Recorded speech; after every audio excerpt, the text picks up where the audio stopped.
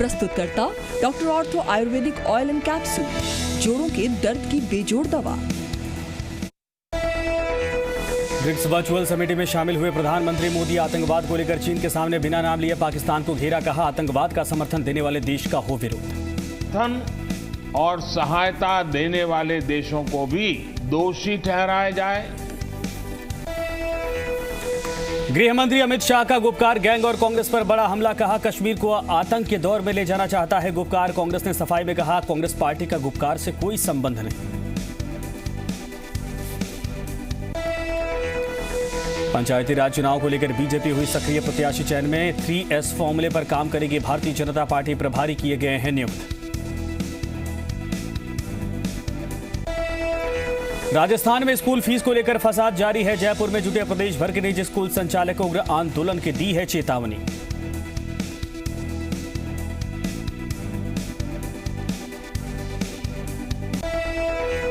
उदयपुर में special task force की बड़ी कार्रवाई, 6 लाख के नकली नोटों के साथ 2 युवक गिरफ्तार, पूछताछ में जुटी है पुलिस। त्योहारी सीजन में कोरोना के ग्राफ में चिंताजनक उछाल, मंगलवार को राज्य में 2000 से ज्यादा कोरोना पॉजिटिव मिले हैं। राजधानी जयपुर में सबसे ज्यादा 484 नए केस, प्रदेश भर में संक्रमितों का आंकड़ा बढ़कर 2,30,000 के पार। प्रस्तुतकर्ता फॉर्चून चक्की फ्रेश आटा, सॉफ्ट रोटी का वादा। प्रायोजक पुरुषों में इम्यूनिटी बढ़ाने के लिए राज्य वैद्य रसायन पट्टी, बवस्तर के लिए वैद्य ऋषि का आजकल। फोन 011 25 53 25 53। महक सिल्वर पान मसाला, महक सिल्वर मेरा दिलबर। फूलों के पराग और प्रकृति के सैकड़ों पोषक तत्वों से भरपूर पतंजलि हनी और what career suits you. Take Eduguide career predictive test, get tested in ecptonline.com।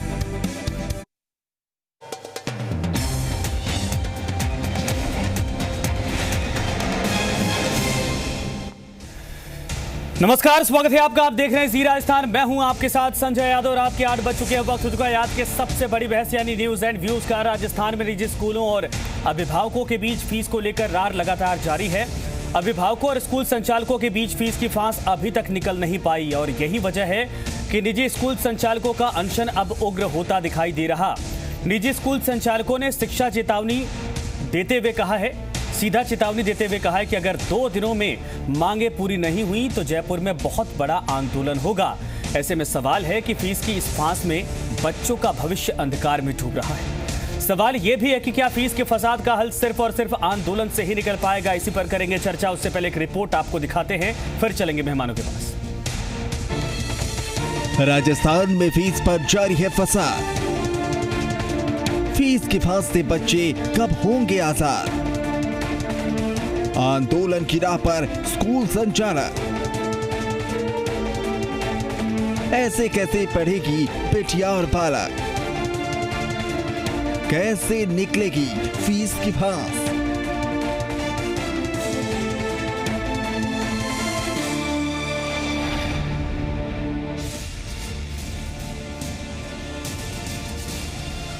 Rajasthan में फीस पर फसाद जारी है और इस फसाद में बच्चों का भविष्य फंसता नजर आ रहा है।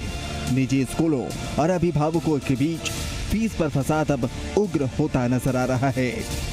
फीस वसूली की मांग को लेकर 15 दिनों से निजी स्कूल संचालक आंदोलन की राह पर हैं, तो 8 दिनों से शहीद स्मारक पर चल रहे अनिश्चितकालीन धरना और आमरण अनशन के तेवर अब उग्र होते नजर आ रहे हैं। निजी स्कूल संचालकों ने शिक्षा विभाग को चेतावनी देते हुए कहा कि अगर 2 दिन में मांगे पूरी नहीं हुई तो जयपुर में बड़ा आंदोलन करेंगे। स्कूल संचालकों के धरने को समर्थन करने के लिए सूबे के 33 जिलों से 5-5 निजी स्कूल प्रतिनिधि जयपुर में जुटे। NISA हेड दिलीप मोदी और MPS प्रिंसिपल अशोक वैद्य भी धरने को समर्थन देने पहुंचे। दिलीप मोदी और अशोक वैद्य ने कहा कि 8 महीनों से निजी स्कूलों को फीस का भुगतान नहीं हुआ है, जिससे निजी स्कूलों की आर्थिक हालत खराब हो गई है। कई राज्यों में स्कूल खोलने का फैसला लिया गया है, लेकिन राजस्थान में अभी तक कोई फैसला नहीं हुआ। ये जो लॉकडाउन है ये जो बंद है स्कूलें वो हमने मर्जी से नहीं की है, सरकार के आदेश से की है। सरकार को हमारी तरफ ध्यान देना चाहिए कि ये जो 11 लाख कर्मचारी हैं वो बेरोजगार हो रहे हैं, उनको फीस जो मिल रही थी, अभिभावक जो देने में सक्षम थे, जो देना चाहते थे, उनको सरकार ने देने में बाधा उत्पन्न की है। क्या हम पूरे भारत से अलग हैं? आज आप इंडिया में किसी भी स्टेट में चले जाइए, आप हरियाणा में चले जाइए, वेस्ट बंगाल में चले जाइए, गुजरात में चले जाइए, सिचुएशन इज नॉर्मल। सबको स्कूल खुले हैं, वहाँ पे फीस लेना अलाउड है, सिर्फ राजस्थान अलग क्यों है? 8 नवंबर से ही फीस की मांग को लेकर 2 निजी स्कूल संचालिका आमरण अनशन पर बैठी हैं। 2 दिन पहले एक निजी स्कूल संचालिका सीमा शर्मा की तबीयत खराब होने के बाद उन्हें अस्पताल में भर्ती करवाया गया था, लेकिन आज फिर से सीमा शर्मा धरना स्थल पर पहुंची। हेमलता शर्मा और सीमा शर्मा का कहना है कि दिवाली पर निजी स्कूलों के करीब 11 लाख स्टाफ को वेतन नहीं मिल पाया, जिसकी वजह से उनकी दिवाली नहीं मन पाई है। 2 दिन का अल्टीमेटम सरकार को आज हमारे प्रतिनिधिमंडल जो प्रत्येक जिले से आए हैं, 33 के 33 जिले शामिल है, एक भी जिला नहीं छूटा है। अगर सरकार सकारात्मक रवैया नहीं दिखाती है तो मजबूर होकर हमें सड़कों पर उतरना पड़ेगा, जिसकी संपूर्ण जिम्मेदारी माननीय गहलोत साहब की अर्थात राजस्थान सरकार की होगी। अगर कोई शिक्षक मर रहा है तो सरकार को कोई सुध नहीं है। सरकार इतनी भी नहीं सोच रही कि आज अगर 2 महिलाएं यहाँ बैठी हैं, मरने की कगार पे हैं, तो हमें कोई दुख होगा, कोई तकलीफ होगी, बिल्कुल भी नहीं सोचा। अगर आज हम शायद मर भी जाते तो शायद सरकार को कोई लेना देना नहीं है। बहरहाल निजी स्कूलों ने अब आर पार की लड़ाई की चेतावनी दी है।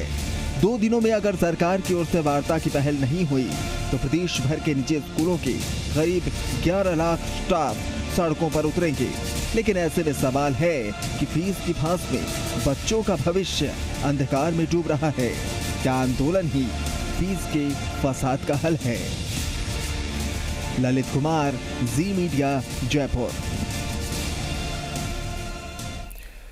तो बेहद गंभीर सवाल, मसला कोर्ट में भी है, लेकिन सवाल यह कि इसके बावजूद चीजें हल होती दिखाई नहीं दे रही और कभी दूसरा पक्ष तो कभी पहला पक्ष सड़कों पर आता है। सरकार से मांग की जा रही है कि बीच में आए और मांग को सुने ताकि पूरे मामले का समाधान निकल सके, क्योंकि सबकी अपनी अपनी दिक्कतें हैं।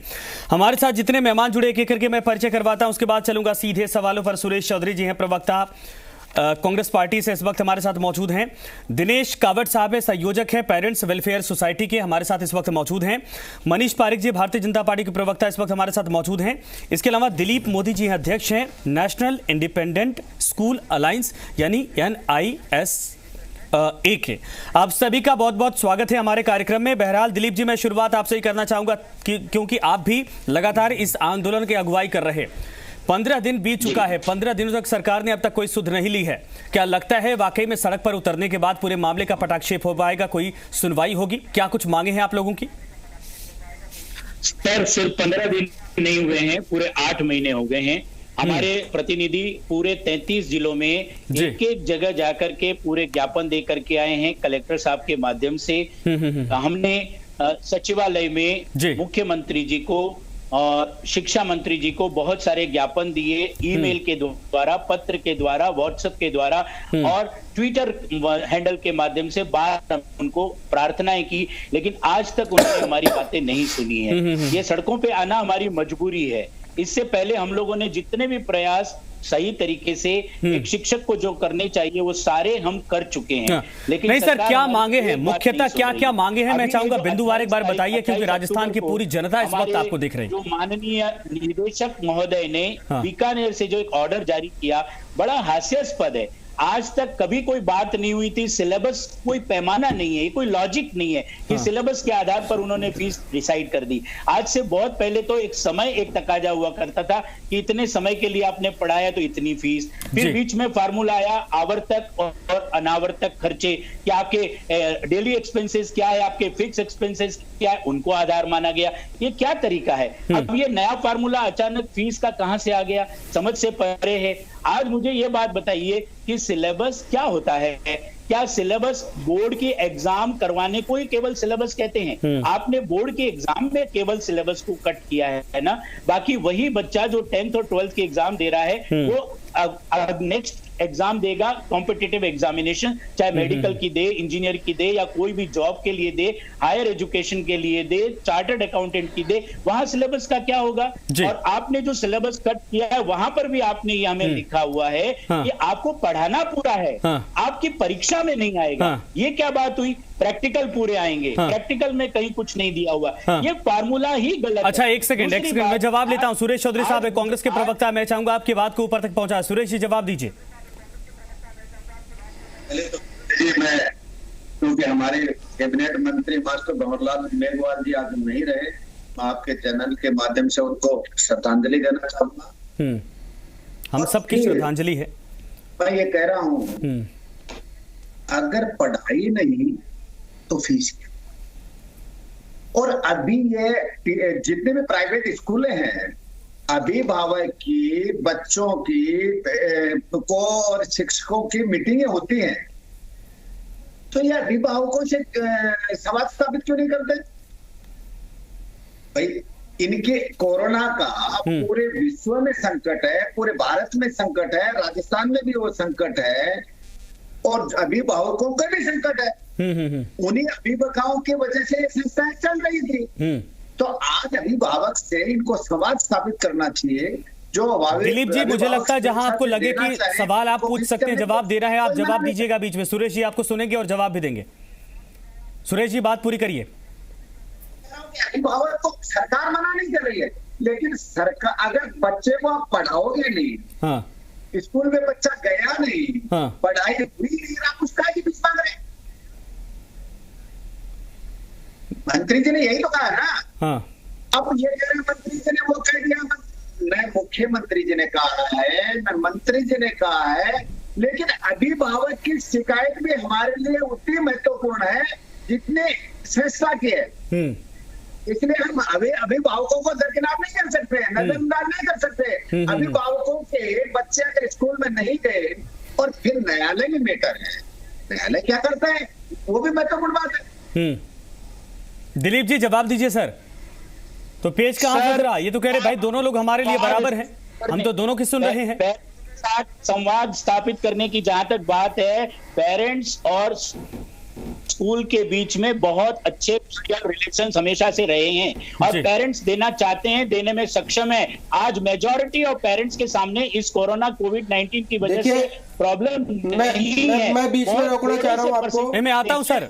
मनीष जी, दिनेश जी, मैं आप दोनों लोगों के पास बारी बारी से आता हूं। एक सेकंड में आता हूं प्लीज। आप मेरी आज सारे पेरेंट्स नहीं, दिलीप जी बोलिए आप। दिलीप जी आपकी आवाज आ रही है सर, आपकी आवाज क्लियर आ रही है, बोलिए। अभिभावक, मुझे एक बात बताइए, दुनिया की ऐसी कौन सी सेवा है जो फ्री में मिल रही है? और आप कह रहे हैं स्कूल नहीं है, तो साहब ऑनलाइन क्लासेस हम बिल्कुल फिजिकल क्लास की तरह ऑनलाइन क्लास पहले दिन से ले रहे हैं, और ये हम हमारी मर्जी से नहीं ले रहे हैं। केंद्र सरकार गाइडलाइंस है, केंद्र सरकार ने कहा है कि ऑनलाइन क्लासेस को पहले दिन से, जब संपूर्ण लॉकडाउन लगा हुआ था, आप कहां से क्लास ले रहे थे? जब संपूर्ण लॉकडाउन लगा हुआ था 2 महीने तक, आप क्लास ले कहां से रहे थे?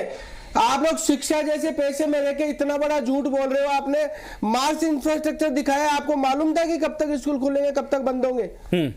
हाँ दिनेश जी, जब संपूर्ण लॉकडाउन था पूरे देश में, तब आप कहां से क्लास ले रहे थे?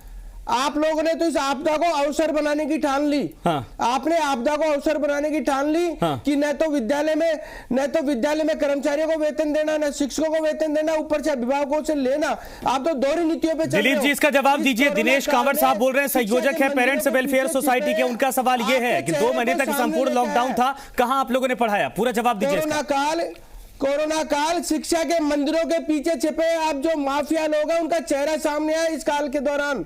मैं तो संवेदनशील सरकार को और मैं ये सुरेश जी भाई साहब जो प्रवक्ता है, इनको धन्यवाद दूंगा। इन्होंने हमारी पीड़ा को समझा। इन्होंने वादा किया था कि आप हमारे पास शिकायत लाइए, हम लेके। ठीक है सर, सवाल समझ गया। दिलीप साहब जवाब दीजिए, मैं जाऊंगा उसके बाद मनीष के पास। लाइसेंस आपका खत्म। दिलीप साहब जवाब। तो आप धरने पर बैठे हो, आप धरना देकर आप लूटने का लाइसेंस मांगना चाहते हो। दिनेश जी आपका सवाल समझ गए सर, सवाल समझ गए। दिलीप जी से जवाब लीजिए, उसके बाद चलते आगे बढ़ते हैं। आप कौन सी पढ़ाई करा रहे हो? आप सर में बदलने, हम अपने बच्चों के जीवन की रक्षा करें या पहले आपको दे? ऐसे पेरेंट्स हैं जिनको कोई प्रॉब्लम नहीं है इस कोरोना की वजह से। आप देखिए पूरे सरकार हर पेरेंट्स को प्रॉब्लम है, हर पेरेंट्स को प्रॉब्लम है, लेकिन बच्चों के भविष्य के कारण आपके सामने बोलना नहीं चाहते, क्योंकि आप तो सर्वशक्तिमान हो, आप तो बड़े बड़े अधिकारियों से आपकी जानकारी है, कानून सब कुछ आपके हाथ में, आप तो पेरेंट्स को डराते हो, धमकाते हो, उसका रेस्टिगेशन करने का उसको दबाव बनाते हो। अच्छा ठीक है सर, इसका जवाब लेंगे सारे मेहमानों के पास एक बार चलते हैं, समय थोड़ा ज्यादा हो गया है। मनीष जी मैं आपके पास आना चाहूंगा। सर आप किसका समर्थन करते हैं? सवाल ये कि ये भी अपने हैं, वो भी अपने हैं, उनकी भी अपनी मांगे बिल्कुल जायज है, इनकी भी अपनी मांगे बिल्कुल जायज है। अब ये बताइए होना क्या चाहिए? आप मुझे बोलने दीजिए एक बार। एक सेकंड सर, दिलीप साहब आऊंगा, आधे घंटे का शो है सर, सबके पास चलते हैं, सारे हमारे इंपॉर्टेंट मेहमान हैं, मैं आपके पास इसके बाद सीधे आता हूं। मनीष जी अभी भी बोलने से मन नहीं भरा आपका? आप बोलने कहां दे रहे हैं? मेरी बातों के बीच में आ रहे, मैं आपकी बातों के बीच में नहीं है। आपका नंबर आए तो बोलिए। ठीक है सर, मनीष जी जवाब दीजिए, इसके बाद मैं दिलीप जी के पास जाऊंगा। लगातार बोल रहे हो दिनेश जी। मैं सर आपका सवाल समझ गया सर, सवाल समझ गया सर, सवाल सार्थक बहस होनी चाहिए। एक सेकंड सर, दिनेश जी हम दोनों के मुद्दे को लेकर बैठे हैं, सार्थक बहस होनी चाहिए, एक एक करके बोलिए। आपके सवाल को मैं समझ गया, दिलीप जी के पास जाऊंगा जो आपने कहा, लेकिन उसके पहले मनीष पारिक साहब क्या होना चाहिए ये बताइए।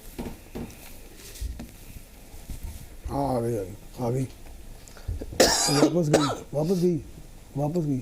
मनीष जी आवाज आ रही है मेरी?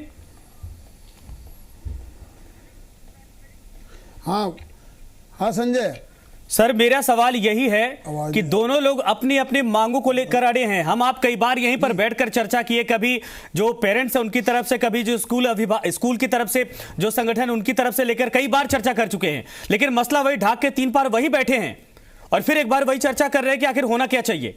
बच्चों की भविष्य का सवाल, उनके पढ़ाई का सवाल है, पैसे नहीं जाएंगे, पैसे नहीं मिलेंगे तो स्कूल कैसे चलेंगे, ये भी सवाल है। होना क्या चाहिए ये बताइए, समाधान क्या है? जी बात यही है संजय, भारतीय जनता पार्टी ने पहले दिन से कहा कि जो सरकार है वो इर्रिस्पॉन्सिबल बिहेव कर रही है, इरेशनल बातें कर रही है। अगर उनको आरटीई की फीस देनी चाहिए तो कम से कम आरटीई की फीस दे दे, उनको कह दे तो थोड़ा आर्थिक संबल मिलेगा। अगर वो चाहते हैं केंद्र सरकार से पैकेज तो उससे बात करें।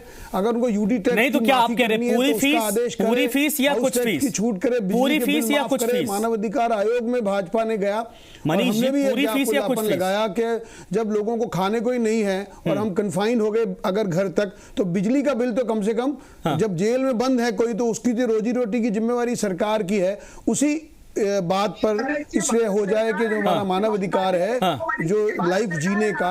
जब नहीं मनीष जी इधर उधर की बातें नहीं सर, समय उतना नहीं है। ये बताइए क्या चाहती है बीजेपी, क्या कहती है कि बीजेपी क्या कहती है? सीधा बोलिए, बहुत सारे मेहमान है, सबके पास चलूंगा समय। बीजेपी ने कहा नहीं मेरे पास पहली बार आए हो, आपको समय देना है तो दो, नहीं उन्हीं को दे दो जिनको देना है आपको समय। आप फर्स्ट टाइम मेरे पास आए हो और कैसे बिहेव कर रहे हो। भारतीय जनता पार्टी का पक्ष में रख रहा हूं और मैं ये कहना चाहता हूं कि जो सरकार है वो इर्रेस्पॉन्सिबल बिहेव कर रही है, अनुत्तरदायी। उनको कोई मतलब नहीं है कोई कुछ भी करे। मोदी जी ने राशन दिया नवंबर तक का, इन्होंने बांटा ही नहीं और ये इन्होंने उठाया ही नहीं कट्टे राशन के, और गरीब आदमियों को भूखे मार रहे हैं। इसी तरह से आप देखेंगे कि बिजली के बिलों की छूट देनी चाहिए इनको, या इन्होंने बिजली की कीमतें बढ़ा दी निर्दयी लोगों ने। ये राक्षसों के जैसे बिहेव कर रहे हैं। सर मनीष जी उस मामले पर आएंगे सर, मेरा सवाल देखिए कम है समय, इसलिए मैं बोल रहा हूं, बाद में आप नाराज हो जाते हैं। पहनते हैं सरकार। ये बताइए कि पूरी फीस की वकालत बीजेपी करती है या फिर आधी फीस की वकालत करती है, या बीजेपी क्या कहती है? सरकार से क्या मांग है बीजेपी? ना तो उनकी सुन रहे हैं ना अभिभावकों की सुन रहे हैं। आधे अभिभावकों ने तो आधी फीस जमा करा दी है और बैंक में चेक दे दिए हैं, और सब उसके बावजूद वहां से पेमेंट उठ गया है। चलिए ठीक है, समझ गया। सुरेश जी जो सरकार, सुरेश जी जवाब दीजिए, सुरेश जी जवाब दीजिए। बीजेपी का कहना है और दिलीप मोदी साहब का कहना है कि सरकार को सुनना चाहिए। भाई हमारी समस्याओं का समाधान गंभीर है। ये बैठे बैठे तमाशे देख रहे हैं, मास्क लगाओ, mask Suresh ji, mask बांटो, sanitise बांटो, mask बांटो, यही काम हो रहा है।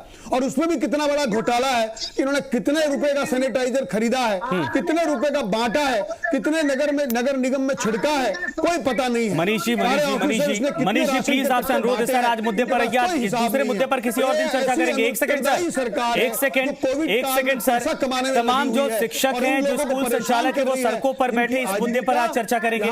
सुरेश जी जवाब फटाक से दीजिए, इसके बाद मैं जाऊंगा दिलीप जी के पास। जी ने ये सब लाभ दिए, ये सरकार उन तक पहुंचने नहीं देना चाहती है। तो मैं ये कहना चाहता हूं संजय, ऐसी घटिया सरकार, ऐसी अनुत्तरदायी सरकार, ऐसी सत्ता की भूखी सरकार, ऐसी जनता का उपेक्षा करने वाली सरकार किसी ने नहीं देखी है जो अभी यहां पे हुई है। आपने देखा है सुरेश जी की आवाज कट रही है, माफ करिएगा सुरेश जी, मैं दोबारा आपके पास आता हूं कि आपकी आवाज कंफर्म नहीं हो पा रही, कट रही है। दिलीप साहब दिनेश कावट साहब ने आरोप लगाया कि आप लोगों ने 2 महीने तक तो जब संपूर्ण लॉकडाउन था तब तो पढ़ाया नहीं, उसके बाद ऑनलाइन क्लासेस चल रहे हैं, उसको मामले को लेकर वो भी पूरी तरीके से नहीं थे, वो मामला कोर्ट में चल रहा है। ये सिर्फ पैसा वसूलने का, एक तरह से उन्होंने कहा लूटने का भी जरिया बना लिया गया है। आप मुझसे पूछ रहे हैं? हाँ, ये दिनेश कावट साहब का सवाल था, मैं आपसे पूछ रहा हूं। 2 महीने जब पूर्ण लॉकडाउन, समर वेकेशंस थे, की छुट्टियों में पढ़ाई कब दुनिया में होती है और भारत देश में बिल्कुल नहीं होती। और यही दिनेश कांवट जी और पेरेंट्स आज स्कूल के मुद्दे पे बोल रहे हैं। यही college, university, professional course, medical, engineering, वहां पे ये पेरेंट्स क्यों नहीं बोलते? वहां पे पूरी फीस शिक्षा जैसे मंदिर में बैठकर आप इतना बड़ा झूठ बोल सकते हो? आपको मालूम था पहले से? आपको मालूम था? दिलीप साहब बोलिए, बहस में ऐसा ही होता है सर। जब बाजार बंद है, पूरा मार्केट में कहां से खरीद लिया? एक दूसरे को काटने का अधिकार इसमें होता है। आप बोलिए, आपकी भी आवाज पूरी आ रही है, वो भी बोल लेंगे, उनकी भी बात सुन रही जनता। दिलीप साहब बोलिए। कांग्रेस की लड़ाई बना के मुद्दे से भटकना चाह रहे हैं। ये बीजेपी और कांग्रेस का राजनीतिक मंच नहीं है। नहीं, बिल्कुल नहीं है। फीस की बात, हाँ बिल्कुल नहीं है, इसीलिए मैं बीजेपी कांग्रेस के पास कम जा रहा हूँ। कांग्रेस का नाराज भी हो रहे हैं, लेकिन बीजेपी कांग्रेस के पास कम जा पा रहा हूँ क्योंकि आप दोनों का मसला है।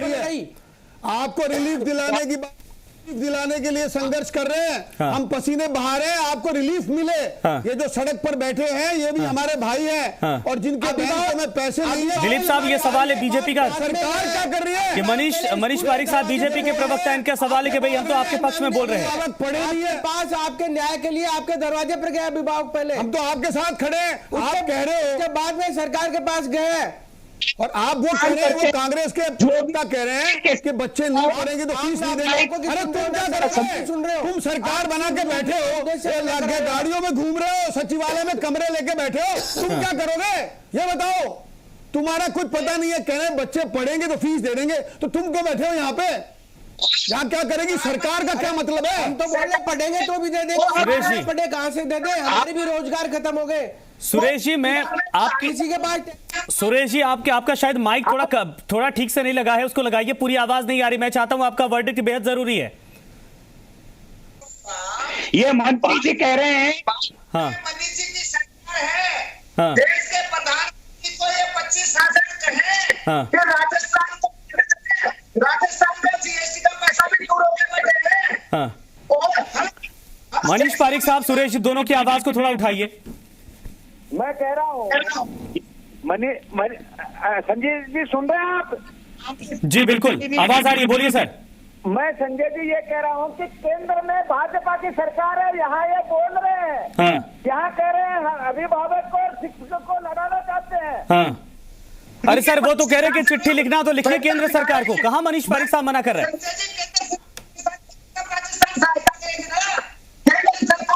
जीएसटी का पैसा नहीं देना चाहती, राजस्थान सरकार की सुनना नहीं चाहती, वो राशन उठा के नहीं लाइए, ये राशन की दुकान पर राशन में बंटवा सके, वो ज्ञान बांट रहे हैं बैठे बैठे। अरे राशन बांटो, राशन। अच्छा माफ करिएगा, आप दोनों लोग काफी गर्माहट में इस वक्त बोल रहे हैं, लेकिन दोनों की आवाज थोड़ी कट रही है, इसलिए चीजें साफ नहीं हो पा रही, तकनीकी खामियां ज्यादा है। दिलीप जी, मैं माफ करिएगा, समय खत्म हो रहा है, मैं आपके पास फाइनल कमेंट के लिए आ रहा हूं। सर, आपकी मांग एकदम कट टू कट बताइए कि सुरेश चौधरी साहब सुन रहे हैं, बीजेपी के प्रवक्ता मनीष जी हमारे साथ हैं, और दिनेश कावट साहब सुन रहे हैं। कट टू कट बताइए, जिसको लेकर आप लोग कल परसों सरकार के पास जाएंगे। किसी से बातचीत का कोई अभी तक संभावना दिख रही है, या आगे कदम क्या है? किन मांगों को लेकर अगला कदम क्या है? आप मुझसे पूछ रहे हैं? जी हाँ। हाँ, मैं इनसे निवेदन करना चाहता हूं कि इसको कृपया आप विधानसभा का अखाड़ा मत बनाइए, इस पे बहस कीजिए आप मुद्दों पर। आपने ये कहा, हमारे कांग्रेस के प्रवक्ता ने, कि इस समय जब स्कूलें बंद है तो फीस काहे की। मैं आपसे पूछता हूं कि जब 8 महीने से स्कूलें बंद है तो सरकारी टीचर्स को तनख्वाह किस बात की, और सरकारी पूरा महकमा किस बात की तनख्वाह ले रहा है? आप बोलने दीजिए, बीच में मत बोलिए सर, आप बीच में मत बोलिए। सर दिलीप जी आप बोलिए, किसी की उनकी आवाज नहीं आ पा रही है, तकनीकी खामी है। आप मैं चाहता दिलीप जी आप बोलिए। मैं ये बोल रहा हूँ कि किसको क्या मिल रहा है इसको सोच के अभिभावकों को लूटा जाएगा क्या? सरकारी कर्मचारी राशन जा रहा है वैक्सीन के। अच्छा ठीक है किसी की नहीं आवाज आ रही। दिलीप जी आपकी भी आवाज कर रही है, कुछ दिक्कत है शायद आपके यहाँ।